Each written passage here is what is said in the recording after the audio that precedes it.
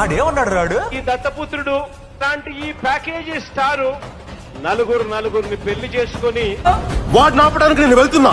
ఈ ఫ్యూడలిస్టిక్ కోటలు బద్దల కొట్టి కొట్టి కొట్టి తీరుతాం.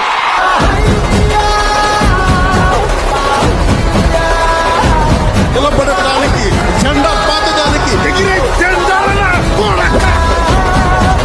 విడుదల పవన్ కళ్యాణ్